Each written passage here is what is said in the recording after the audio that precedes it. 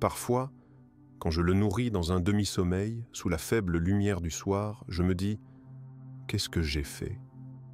Et mon cœur s'affaisse comme si j'avais trahi ce qu'il y a de plus sacré. Ces mots ne sont pas un cri de désespoir, mais une confession silencieuse en moi que j'ose rarement exprimer, même à mon oreiller. Alors que le bébé pleure d'épuisement pour la deuxième fois de la soirée, et que vous pensez aux affaires urgentes, au chagrin du manque de sommeil et à la culpabilité croissante, la question « Cela valait-il la peine d'être mère ?» Il n'y a pas de colère contre le bébé dans cet aveu, ni de désir de revenir en arrière. C'est plutôt une prise de conscience. Mes ressources sont épuisées et il n'y a pas de soutien autour de moi. J'ai l'impression d'être sur une île où l'image idéale d'une mère aimante et indulgente ne résiste pas à la fatigue réelle, à l'anxiété et à la tension intérieure constante. Les recherches modernes en psychologie de l'enfant et en neurobiologie montrent que les enfants et les parents sont constamment dans une dynamique de réflexion mutuelle des émotions et des états. Daniel Siegel, dans son livre « The Whole Brain of the Child », explique que le système nerveux du bébé est encore un livre ouvert dans les pages duquel les parents inscrivent leur peur et leur fatigue. Lorsque la mère est débordée, son taux élevé de cortisol transmet des sentiments d'anxiété et d'instabilité au bébé par le biais de signaux non-verbaux.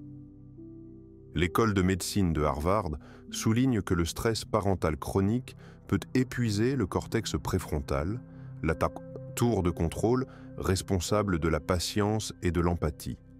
Sans son soutien, nous devenons plus irritables et moins réceptifs aux besoins de l'enfant. Maria Montessori, s'appuyant sur des centaines d'observations du comportement des enfants dans un environnement libre, a noté qu'un environnement favorable et calme est essentiel au sentiment de sécurité et de confiance de l'enfant. Si la maman ne reçoit aucune aide, émotionnelle ou domestique, une tempête parfaite se crée.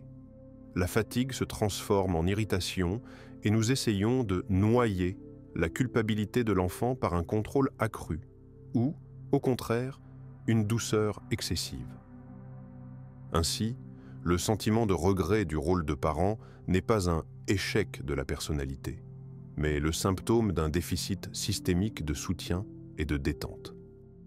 Comprendre ce mécanisme permet de déculpabiliser et de voir que l'épuisement émotionnel est influencé non seulement par les caractéristiques personnelles, mais aussi par l'environnement, les institutions sociales et l'accès aux ressources. 1. Souvent, nous répondons aux caprices des enfants par un simple « ne crie pas » ou « arrête de pleurnicher ». Cela supprime le flux naturel des émotions et apprend à l'enfant à cacher ses sentiments. Au lieu de cela, essayez de dire gentiment « J'entends que tu traverses une période difficile. Trouvons ensemble un moyen de nous calmer. » 2. Dans un accès de fatigue, nous justifions notre irritabilité par des phrases « Je suis une si mauvaise mère » et montrons à notre enfant que nous nous culpabilisons. Cela forme un schéma d'autocritique et d'insécurité. Il vaut mieux passer à l'aveu. Parfois, c'est difficile pour moi aussi, mais nous allons nous en sortir ensemble, pour montrer l'exemple d'une attitude constructive face aux difficultés. Dans notre quête de l'environnement parfait, nous refusons les demandes d'aide, je vais tout faire moi-même, et nous nous accrochons ensuite à l'enfant par désespoir. Cela renforce le sentiment d'isolement et crée un juge adverse dans notre relation. Autre solution, exprimer le besoin. Je suis vraiment fatigué ce soir. Peux-tu me tenir quelques minutes pendant que je fais une pause? En donnant au modèle un exemple inspirant de limites saines et de confiance. Pourtant, au fond de chaque soupir et de chaque « j'échoue », il y a de l'espoir. Un feu qui aspire au soutien et à la compréhension.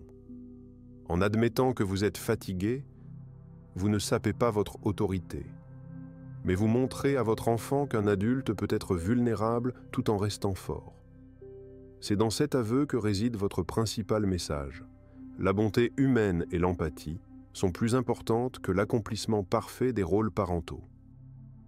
Même si aujourd'hui vous vous sentez lourd et que demain vous avez l'impression que tout se répète en rond, ce n'est pas un jugement, cela fait partie du voyage. Un jour, peut-être votre enfant s'approchera-t-il tranquillement et murmurera-t-il « Merci d'être là pour moi. Merci d'avoir été là pour moi, même quand c'était difficile. » Et c'est à ce moment-là que vous réaliserez que chaque pas hésitant que vous avez fait, chaque larme sur l'oreiller et chaque « je suis désolé » intérieur n'ont pas été vains, mais vous ont conduit à une véritable intimité et à la sincérité.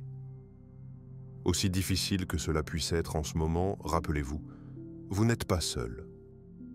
Et si aujourd'hui vous avez envie de crier « je n'en peux plus », demain vous pourrez sourire avec votre bébé. Parce que le vrai pouvoir de la parentalité ne réside pas dans la perfection, mais dans votre capacité à reconnaître vos limites et à continuer d'aimer.